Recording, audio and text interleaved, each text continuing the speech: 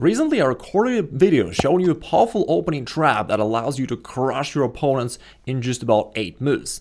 And it got a lot of views, I received a lot of positive feedback from you guys, but also many of you have sent me your questions about this, and therefore I decided to record this continuation showing you the revised and improved version of the same opening trap, so that it's not just a single trick, but a really powerful opening weapon. And if you're ready, let's have a look. What am I talking about? I'm talking about the so-called Tennison Gambit, and it was known as the trap arising from the Scandinavian Defense after the first moves pawn e4, pawn d5, and white enters the gambit by playing knight to f3, gambiting this pawn on e4.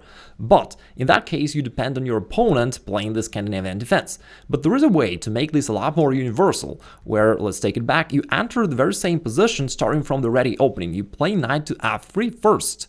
And then, since usually your opponent is going to play either pawn d5 or pawn e5 in an opening, now we took away one of these two squares, and therefore your opponent is left with only the move d5, and that's the most played move in this position. And then you play e4, transposing and tricking your opponent into the same Tennison Gambit. And just in case you don't know, the main line goes pawn takes e4, black accepts the gambit, knight goes to g5, and that starts a more or less forcing line leading to you crushing your opponent in just about 8 moves or even less. So now we attack the pawn, black normally defends it with their knight from f6, and then you play pawn to d3, attacking it once again. And so black normally is happy to trade it off because they're pawn up anyway. Now bishop takes d3, and here's the moment of truth. Black is a pawn up, but they're annoyed a little bit by your knight standing there and somewhat, attacking their position. Also, your bishop is putting pressure somewhat here, and lots of your opponents are going to play pawn h6, getting right into the trap that comes off knight takes f7. And after king takes, there's bishop to g6, deadly discovered attack. So we check the king and we win the queen on the next move. This way, you expose your opponent's king, you win the queen, and you got a totally winning position. While it's really nice and effective, I'm going to share with you some additional ideas of how you can use the same opening variation against the Sicilian Defense, against the Caro-Kann Defense, the Scandinavian Defense, of course, and also some pitfalls that you got to be aware of. There is one variation that more advanced level opponents may play against you, so you got to know what to do. Here, after black accepts the gambit pawn and you play knight g5 hitting this pawn, instead of defending it with knight to f6, some of your opponents may choose to play queen d5, which hits 2 birds with 1 stone. Those guys who came up with those proverbs were really nasty, but anyway. Here, black defends the pawn on e4 and attacks your knight on g5, and it looks like you're in trouble. But if you do know the solution, it is truly beautiful. It is the move pawn to d3. You're attacking this pawn and also defending your knight on g5. Okay, black is happy to trade it off. I capture with the bishop, and at this point it may seem like you blundered this pawn on g2 and black can simply win it by playing queen takes g2. But that is actually a trap, because although it looks highly beneficial for black, in reality after bishop to e4, you x-ray this rook, thus you defend it, you attack the queen, and there aren't many squares for the queen to go to. If you look around, there is only one, which is queen to g4. And after that, it leads to a forcing win for you. You trade queens, and now bishop takes b7 simply wins the rook on the next move, black is defenseless, you win. If your opponent isn't seduced by the bait and doesn't take it, then they often play pawn h6 to kick off your knight, and then there is another beautiful line. You do play knight c3, counter-attacking their queen. They attack your knight, you counter-attack their queen. But at this point, black will usually think, okay, I can retreat over here, deliver in check, and then I'll grab the knight. Thus, you move the knight back to e4, and by the way, one good thing that's happening here is that you keep developing your pieces while black is completely undeveloped, so that already gives you great potential. But of course, black has something in mind. They may think, okay, I'm gonna play pawn f5, and since the knight is pinned down to the king, I'm simply gonna take it on the next move, and I'm gonna be winning. There are different ways to go about this position. One really nasty move that I love here is the move bishop to e2. You pretend like you decided to back down and you were worried about this attack and this capture, but in reality after pawn takes e4 there is a simple bishop h5, and it's actually a checkmate in this variation because notice that your queen cuts off black's king, and therefore this is truly a checkmate. Here's some really cool stuff. You can trick your opponent into the same Tennison Gambit pattern through the Caro-Kann Defense.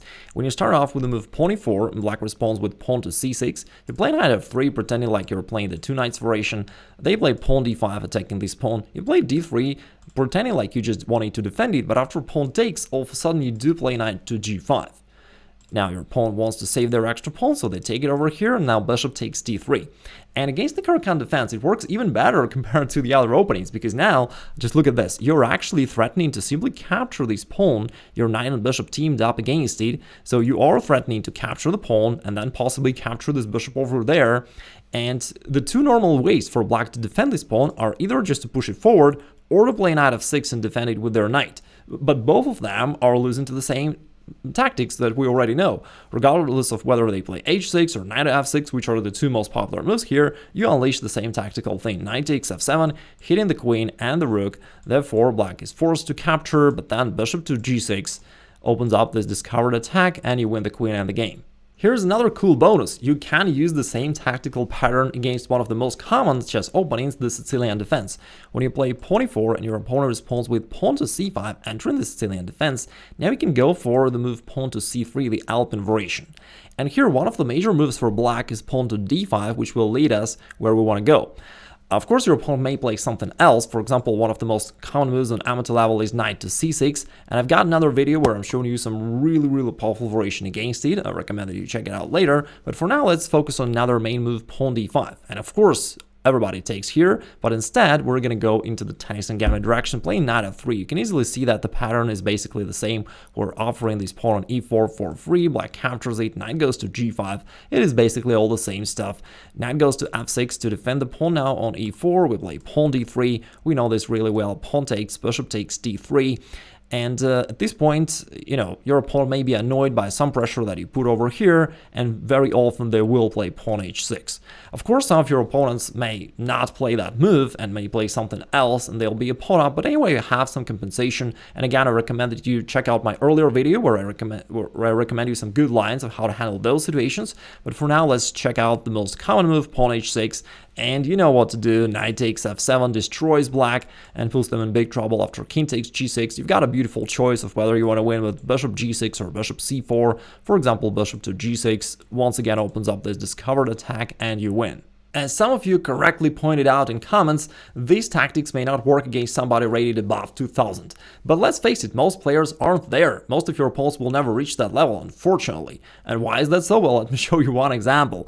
Right now, the white's position is totally winning, but if we continue the line, king takes g6, and we grab the queen over there on d8, and here, the white's position, once again, totally winning. We expose the king, we want the queen, but now after knight to c6, in this position, as well as in all the other versions of the Tennison Gambit, lots of players play the losing mistake queen to c7, and that loses the game basically in one move, because after queen c7, black plays pawn e5, and now this queen is caged, it is locked, it can't get out, and on the next move, black is gonna get it with something like this, knight e8 or knight d5, capturing the queen, and black is winning.